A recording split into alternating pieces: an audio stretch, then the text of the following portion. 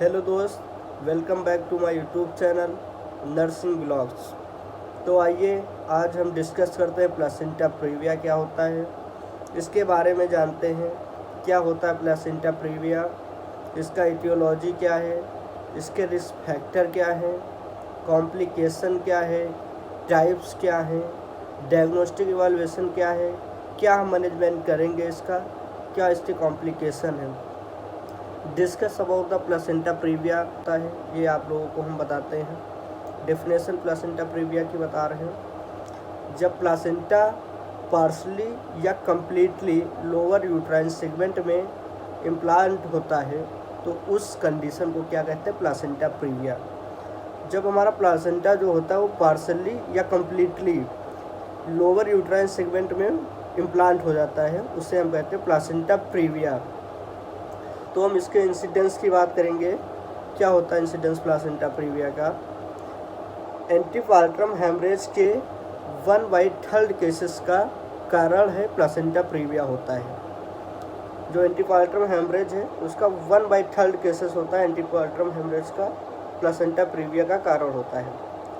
Placenta previa 0.5 to 1% hospital delivery में पाया जाता है, या सबसे ज़्यादा हॉस्पिटल डिलीवरी में पाया जाता है। अब बात करते हैं इसके इटियोलॉजी, क्या किसके कारण यह होता है। एक्सैक्ट कॉज अननोन है, परंतु निम्न बिंदु के आधार पर प्लेसेंटा प्रीविया के कारणों को समझा जा सकता है। इसका अननोन कॉज है। देन बात करते हैं फर्स्ट, इसके कॉज की बात करते हैं। फर्स्ट इसका dropping down of zygote theory, dropping down of zygote theory. Second persistence chorionic activity. Third upon बात करके डिफेक्टिव डेसिडुआ। अब इसको एक एक करके हम एक्सप्लेन करेंगे। फर्स्ट अपॉन हम बात करते हैं dropping down of zygote theory. ये क्या होता है। फैलोपियन ट्यूब में फर्टिलाइज ओवम अपर यूट्राइन सेगमेंट में पुअर रेसिडुअल रिएक्शन के कारण इम्प्लांट नहीं हो पाता तथा वह सीधे सर्विक्स पर गिर जाता है और लोअर यूट्राइन सेगमेंट में इम्प्लांट हो जाता है। इस कारण सेंट्रल प्लेसेंटा प्रीविया होता है। Dropping down of zygote theory ने ये बताया। देन सेकेंड है persistence of chorionic activity. Second upon हम इसमें बात करेंगे डेसिडुआ। जब कैपिलरीज की ओवर एक्टिविटी तथा सब्सिक्वेंट डेवलपमेंट के कारण लोअर यूट्राइन सेगमेंट में कैप्सूलर प्लेसेंटा बनता है, इस कारण लेजर प्लेसेंटा प्रीविया होती है। ये सेकेंड है। फिर थर्ड अपॉन हम डिस्कस करेंगे डिफेक्टिव डेसिडुआ की। अपर सेगमेंट में डेसिडुआ डिफेक्टिव होने पर chorionic villi lower uterine segment की और मूव करते हैं और नरिशमेंट प्राप्त करते हैं। इस प्रोसेस में प्लेसेंटा मेम्ब्रेनियस हो जाता है तथा लोअर यूट्राइन सेगमेंट तक पहुंच जाता है। जो प्लेसेंटा होता है वो लोअर यूट्राइन सेगमेंट तक पहुंच जाता है। फोर्थ अपॉन हम बात करते हैं इटियोलॉजी की। मल्टीपल या ट्विन प्रेगनेंसी में प्लेसेंटा की सरफेस बड़ी होती है, इस कारण वह अपर सेगमेंट में इम्प्लांटेशन के बाद भी लोअर यूट्राइन सेगमेंट में दिखाई देता है। देन हम इसके बात करते हैं रिस्क फैक्टर। इसका क्या क्या रिस्क फैक्टर हो सकते हैं इसके कारण। मल्टीपैरा हो सकता है फर्स्ट अपॉन। सेकंड अपॉन हम इंक्रीज मैटरनल एज, अगर मैटरनल एज उसकी इंक्रीज है तो कौन रिस्क फैक्टर इसका हो सकता है। थर्ड अपॉन यूट्राइन स्कार, जिसमें कि मायोमेक्ट्रेक्टमी या हिस्टेक्टमी होता है। फोर्थ प्रीवियस सिजेरियन सेक्शन अगर है। Fifth abnormal placenta substituted placenta. Six upon history of instrumental delivery, अगर इंस्ट्रूमेंटल डिलीवरी की वजह से। देन हम बात करते हैं इसके टाइप्स क्या है, प्लेसेंटा प्रीविया के types of degree of placenta previa. इस डिग्री में टाइप्स के डिवाइड होते हैं। लोअर यूट्राइन सेगमेंट में प्लेसेंटा के इम्प्लांटेशन के आधार पर प्लेसेंटा प्रीविया के निम्न प्रकार हैं। फर्स्ट प्लेसेंटा प्रीविया, या उसे बोलते हैं लैटरल प्लेसेंटा प्रीविया। सेकेंड हम बात करते टाइप की जिससे प्लासेंटा प्रीविया या marginal placenta previa. Third upon type third placenta previa या incomplete placenta previa. Fourth upon हम बात करते हैं प्लासेंटा प्रीविया की, या कंप्लीट प्लासेंटा प्रीविया या सेंट्रल प्लासेंटा प्रीविया भी बोलते हैं। देन हम बात करते हैं, अब इसको एक्सप्लेन करते हैं टाइप्स को। फर्स्ट अपॉन हम बात करते हैं टाइप्स फर्स्ट या लैटरल प्लासेंटा प्रीविया को। प्लासेंटा का अधिकांश भाग अपर सेगमेंट में अटैच होता है तथा केवल प्लासेंटा की lower margin lower uterine segment तक पहुंच जाती है, लेकिन जो उसकी सर्वाइकल वॉश होती है वहां तक नहीं पहुंच पाती है। ये फर्स्ट हमारा है। सेकंड अपॉन टाइप हम सेकंड की बात करते हैं, जो मार्जिनल प्लासेंटा प्रीविया होता है। इस टाइप में प्लासेंटा इंटरनल ओस तक पहुंच जाता है परंतु उसे कवर नहीं कर पाता है। फर्स्ट में वो पहुंच नहीं पाता, सेकंड में वो पहुंच जाता है बट कवर नहीं कर पाता है। थर्ड टाइप में बात करेंगे इनकम्प्लीट कंट्रोल। इस टाइप में प्लासेंटा इंटरनल ओस को कम्प्लीटली ढक लेता है परंतु इंटरनल ओस के डायलेट होने पर उसे ढक नहीं पाता है। जब तक वो डायलेट नहीं होगा तब तक वो ढक नहीं पाता है। फिर हम बात करते हैं टाइप फोर्थ की, कंप्लीट कंट्रोल्स। कंप्लीट सेंट्रल क्या होता है? प्लासेंटा इंटरनल ओस को पूरी तरह ढक लेता है। जो प्लासेंटा होती है पूरी ओस को ढक लेगा, बल्कि पूरे डायलेशन के बाद भी पूरी तरह ढका रहता है। ये हमारे टाइप्स को एक्सप्लेन किया गया। अब हम बात करते हैं इसके क्लिनिकल फीचर्स क्या हो सकते हैं, जिसके सिम्टम बताएंगे पहले आपको। वजाइनल ब्लीडिंग को सडन पेनलेस तथा कॉजलेस होती है तथा रैपिडली होती रहती है। देन हम बात करते हैं साइंस। इसके साइन क्या हो सकते हैं? फर्स्ट होता है ब्लड लॉस के एविडेंस, जैसे कि एनीमिया, शॉक। फर्स्ट हमारा ब्लड लॉस होगा जिसकी वजह से एनीमिया और शॉक कॉज होगा, शॉक दिखाई देगा।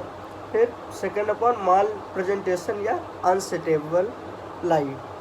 Third upon floating foetus head. Fourth upon foetal heart sound held. Then हम बात करते हैं इसका क्या रह गया, डायग्नोस्टिक इवाल्युएशन में हम क्या करेंगे। प्लासेंटा प्रीविया के डायग्नोस्टिक इसका इवाल्युएशन क्या करते हैं? हिस्ट्री कलेक्शन करेंगे। देन सेकेंड अपॉन हम फिजिकल एग्जामिनेशन करते हैं। फिजिकल एग्जामिनेशन में हम क्या चेक करेंगे? एब्डोमिनल एग्जामिनेशन, जिसमें कि हम देखते हैं fundal height and uterine size equal to gestational period. Second हम देखते हैं यूट्रस सॉफ्ट एंड रिलैक्स, देखते हैं उसमें यूट्रस सॉफ्ट है या रिलैक्स है। फिर उसमें पॉइंट देखते हैं। सेकेंड पॉइंट इसका है वल्वल इंस्पेक्शन करेंगे only to visualise bleeding.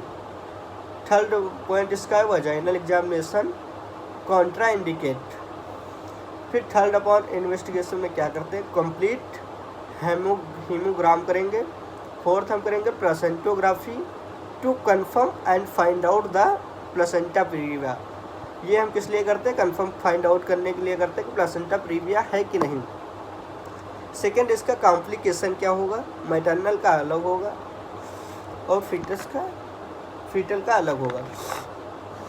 Then हम बात करते हैं मैटरनल में क्या होता है? हैमरेजिक शॉक हो सकता है, दिखाई देगा complication. Foetal distress and foetal death, breech presentation और cord prolapse, postpartum haemorrhage, premature labour and premature rupture of membrane. फिर फीटल में क्या कॉम्प्लिकेशन दिखाई देंगे? Low birth weight baby, asphyxia, neonatorum, intrauterine death, birth injury. ये हम बात कर रहे थे कॉम्प्लिकेशन की। देन हम इसका मैनेजमेंट हम क्या करेंगे, इसको एक्सप्लेन हम करेंगे। जनरल इसका मैनेजमेंट क्या होता है? प्रेग्नेंट मदर को वजाइनल ब्लीडिंग होने पर तुरंत हॉस्पिटलाइज करना चाहिए। अगर कोई प्रेग्नेंट मदर को ब्लीडिंग हो रही वजाइनल ब्लीडिंग तो उसको तुरंत हॉस्पिटलाइज करें। सेकंड इसका मैनेजमेंट क्या करेंगे? एनीमिया तथा शॉक को प्रिवेंट करने हेतु ब्लड का अरेंजमेंट करना चाहिए तथा आवश्यकता होने पर ब्लड ट्रांसफ्यूजन करना चाहिए, क्योंकि उसमें ब्लड काफ़ी लॉस हो जाता है जिसकी वजह से हमको ब्लड ट्रांसफ्यूजन की ज़रूरत होती है, इसीलिए ब्लड का अरेंजमेंट करना चाहिए। थर्ड हम बात करते हैं कंटिन्यूस फीटल मॉनिटरिंग प्रॉपर करनी चाहिए। फिर इसका ये तो जनरल मैनेजमेंट था। अब हम बात करेंगे management of type first and type second placenta previa में क्या क्या मैनेजमेंट करते हैं। फर्स्ट अपॉन हम पेशेंट को हॉस्पिटलाइज करेंगे, जाहिर सी बात है उसका वजाइनल ब्लीडिंग से ब्लड काफ़ी लॉस हो गया तो उसको हॉस्पिटलाइज करना हमारा काम होता है।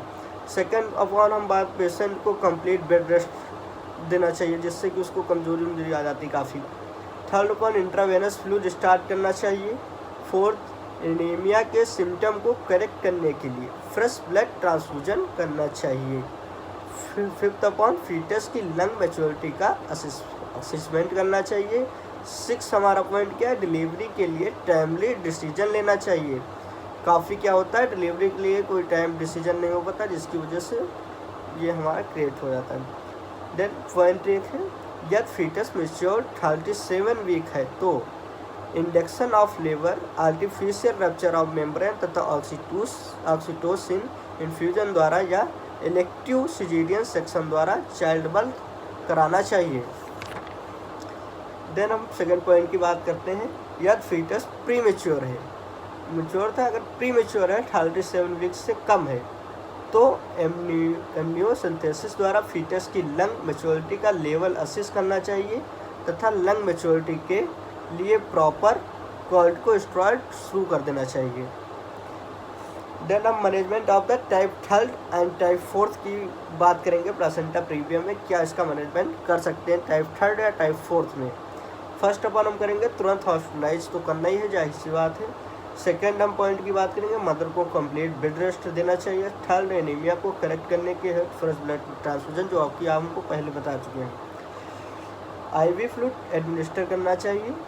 एनीमिया को करेक्ट करने के लिए पश्चात यदि फीटस मैच्योर है तो अर्जेंट सिजेरियन सेक्शन करना चाहिए। अगर फीटस मैच्योर है तो सिजेरियन सेक्शन तुरंत करना चाहिए। लेवल इंडक्शन से मदर तथा फीटस की लाइफ को खतरा रहता है, इसीलिए टाइप थर्ड तथा टाइप फोर्थ प्लेसेंटा प्रीविया में induction of labour Contra indicate होता है। यदि फीटस मैच्योर नहीं है तो प्रेगनेंसी को टर्मिनेट करने का डिसीजन लेना चाहिए। कैसा लगा आपको वीडियो ये हमारे कमेंट बॉक्स में ज़रूर लिखिएगा।